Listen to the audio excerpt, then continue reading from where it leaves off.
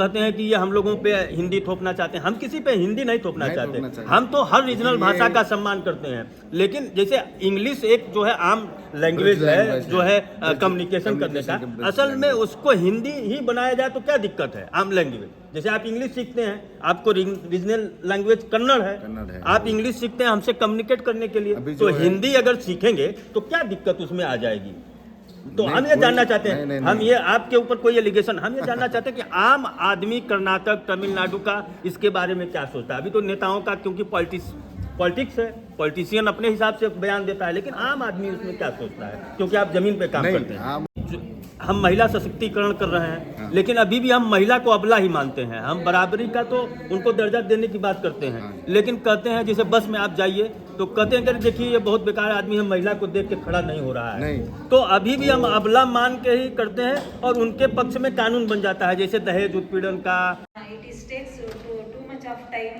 Some 2 pages is there. So I will come to conclusion. Up till now, most of the female characters in the novels were literature.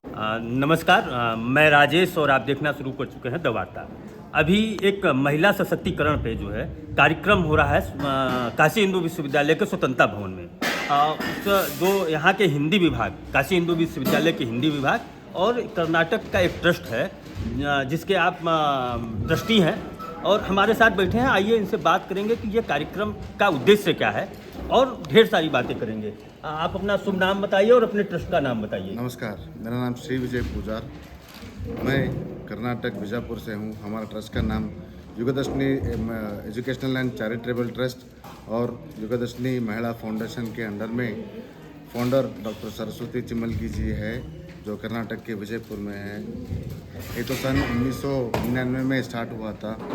इसका उद्देश्य ये है कि हमारे जो अभी भारत देश में महिला लोगों का समस्या जो है, हमारे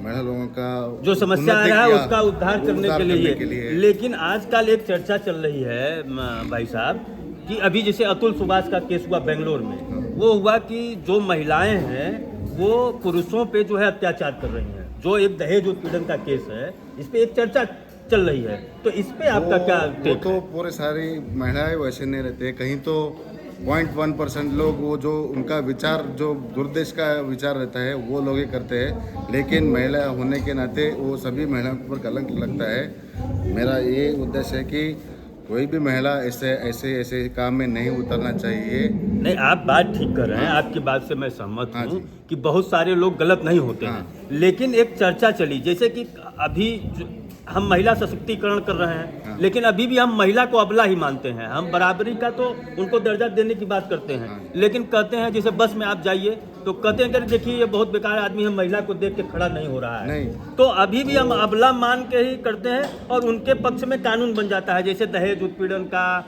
भरण पोषण है और उसका दुरुपयोग हो रहा है समाज में। अभी अतुल सुभाष का एक केस है बेंगलोर में, उसने आत्महत्या की और 2 घंटे की पूरी वीडियो बनाई कि हमको जो है हरासमेंट किया जा रहा था उत्पीड़न के केस में। तो इस बात पे आप महिला सशक्तिकरण का काम कर रहे हैं, तो हम जानना चाहते हैं कि इस बात पे आपका क्या सोचना है, विचारना है। नहीं, वो एक्चुअल में वो गलत है नहीं, लेकिन वो जो है पुलिस जांच कर रही है, अभी जांच चल रहा है। वो नीचे मामले में पुलिस का स्टेटमेंट जो आएगा तब वो देखेंगे। लेकिन हमारा ये कार्यक्रम का उद्देश्य ये है कि सब महिलाओं को एजुकेशन जो है मिलना चाहिए, और जो जिनको अभी विडो रहते हैं, तो वो अब अकेले रहते हैं, उनको काम दिलाने का, और हमारे सभी उनको इकट्ठा करके वहाँ पे एक महिला लोगों का उन्नतिकरण के लिए हम सहायता करने का। ठीक बात है, आप महिलाओं का उन्नति कर रहे हैं। आपने देखा जो है बोर्ड पे भी लगा है कि महिला उन्नति साहित्य का जो संगोष्ठी है। तो हम एक बात आपसे जानना चाहते हैं, आप कर्नाटक के हैं, साउथ इंडिया का हमारा राज्य है। हम एक बात जानना चाहते हैं, ये काशी हिंदू विश्वविद्यालय हिंदी के लिए, हिंदी का आंदोलन यहाँ से शुरू हुआ था और यहाँ के जो छात्र नेता थे और छात्र थे हिंदी के लिए आंदोलन किए। तो हम ये जानना चाहते हैं, जैसे हिंदी की बात आती है तो साउथ के जो लीडर होते हैं वो इसका विरोध करते हैं, तो क्या आम जनमानस में भी उसी तरह हिंदी के लेके वहाँ विरोध है कि हिंदी का एक्सेप्टेंस है? हिंदी का विरोध नहीं है कहाँ पे भी। क्यों बोलो तो हिंदी जो है हमारा है राष्ट्रभाषा है, सभी लोगों को। अभी देखिए वहाँ पे रीजनल लैंग्वेज जो रहता है वो रहना चाहिए बोल के हमारे रीजनल लैंग्वेज का वो प्रॉब्लम है। तो अभी राष्ट्रभाषा हिंदी है, अगर मैं रीजनल लैंग्वेज में बात किया तो आपको समझ में नहीं आया। जी जी जी जी।